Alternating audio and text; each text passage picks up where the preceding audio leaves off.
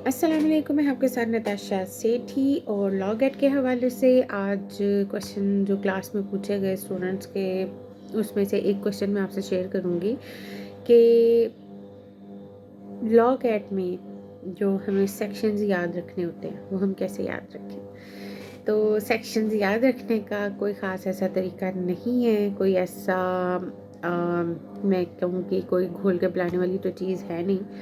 इसमें 2 चीज़ें होती हैं, 2 पॉइंट्स ऐसे होते हैं जिसमें आपको सेक्शंस याद रहते हैं। पहला ये कि जो स्टूडेंट्स एलएलबी के दौरान 4 या 5th सेमेस्टर में या एनुअल ईयर में अगर हैं तो 4th या 5th अपना जो उनका चल रहा होता है टेन्योर, उसी में अगर किसी सीनियर वकील को जॉइन कर लेते हैं, कचहरी जॉइन कर लेते हैं, तो उसमें उनके पास होता है बेनिफिट कि वो केसेस में इन्वॉल्व हो जाते हैं, वो प्रैक्टिस कर रहे होते हैं, इसलिए उनको सेक्शंस याद रहते हैं। ठीक है।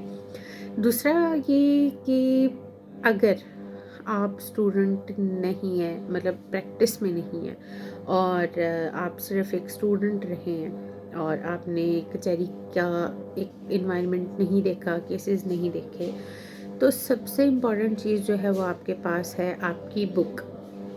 अब वो आप चाहे तो बेरेक्ट को कंसल्ट करें, चाहे आप कोई मार्केट से बुक लेकर तैयारी कर रहे हैं, या चाहे अगर आप हमारी एकेडमी के स्टूडेंट हैं और हमसे आपको कोई नोट्स मिले हैं तो उसमें भी आपको ये चीज़ अवेलेबल होती है कि आपके पास कंटेंट पेजेस होते हैं। ठीक है। जब आपके पास कंटेंट पेजेस होते हैं तो उसके ऊपर क्लियरली मेंशन होता है कि कौन सा सेक्शन किस पेज पर आपको मिलेगा। ठीक।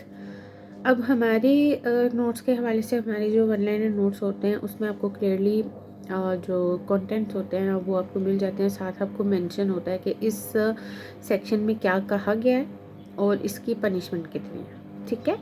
तो उसमें जो आपके सब सेक्शंस होते हैं, ठीक, उनकी भी डिटेल्स आपको मिल जाती हैं। लेकिन क्योंकि आप लोग अगर हमारी क्लासेस नहीं ले रहे और किसी और बुक से प्रिपेयर कर रहे हैं, किसी और एकेडमी से पढ़ रहे हैं, तो आपके लिए सबसे इम्पोर्टेंट चीज़ यही है कि आप लोग बेरेक खोलें, उसके कंटेंट को रीड करें। ठीक है। कि फ़लाना चैप्टर क्या कह रहा है, चैप्टर नंबर 1 में कितने सेक्शंस हैं।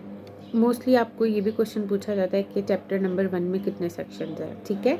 जब चैप्टर नंबर 1 में सेक्शंस पूछे जा रहे हैं कि कितने हैं, तो डेफिनेटली आपको ये भी पता होना चाहिए कि 6-7 नंबर पे कौन सा सेक्शन है।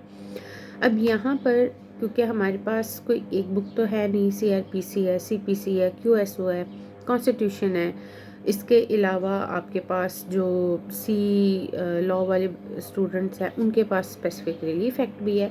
तो हर एक के एक्ट को या हर एक के एक्ट के कंटेंट्स को याद करना बहुत मुश्किल होता है।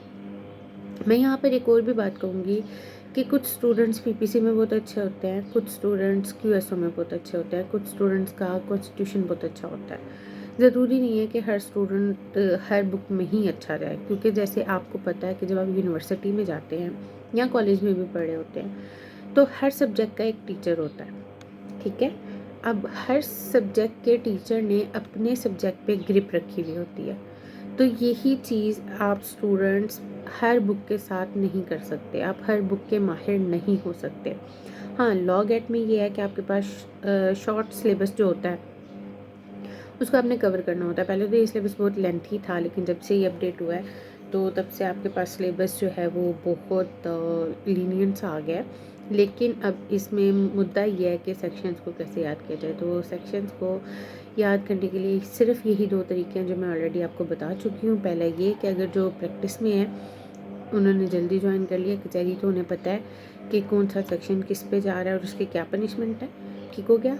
और जो कचहरी नहीं जाते वो बुक के कंटेंट्स को याद रखें। फिंगर टिप्स पे तो आप नहीं ला सकते, वो तो ऑब्वियसली एक्सपीरियंस के बाद ही आपको भी मिलता है, हमें भी मिलता था। हम लोग भी टीचर्स से यही क्वेश्चंस करते थे या सीनियर से यही क्वेश्चंस करते थे कि हम सेक्शंस कैसे याद करें। लेकिन एक चीज़ है, जो रट्टा स्टूडेंट्स हैं जिनका रट्टा बहुत अच्छा है उनको पेज नंबर भी याद रह जाता है। तो उसमें ये होता है कि उनका रट्टा बहुत अच्छा होता है, वो सेक्शंस याद कर लेते हैं, सेक्शंस के साथ साथ पनिशमेंट्स भी याद कर लेते हैं। और सम टाइम ऐसा होता है कि पनिशमेंट्स के साथ साथ उन लोगों को जो डिटेल होती है ना वो भी याद रहती है। अब बेरेक्ट के हिसाब से अगर आप चल रहे हैं तो फिर तो अच्छी बात है, आपको पेज नंबर भी सम टाइम रिकॉल हो जाता है कि हाँ फ़लाने पेज पे ये चीज़ थी।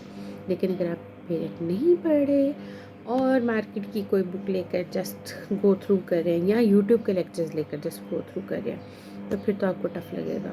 फिर तो बहुत से स्टूडेंट्स की ये भी आर्गुमेंट होगी, मैम पेपर तो आउट ऑफ सिलेबस था। बेटा जब आप सिलेबस ही नहीं पढ़ेंगे, जब आप पेरेक्ट ही नहीं खोलेंगे, तो पेपर तो आउट ऑफ सिलेबस आएगा, क्योंकि पेपर आपको आता ही नहीं होगा। तो ये 2-3 चीज़ें थी जो इम्पोर्टेंट थी, इसलिए कोशिश करें कि पेरेक्ट को खोलें। और अगर प्रैक्टिसिंग लॉयर हैं, सॉरी प्रैक्टिस में अप्रेंटिस है, तो उसमें फिर आपको ये फ़ायदा देगा। थैंक यू सो मच, अपना ख्याल रखिएगा। अल्लाह हाफ़िज़।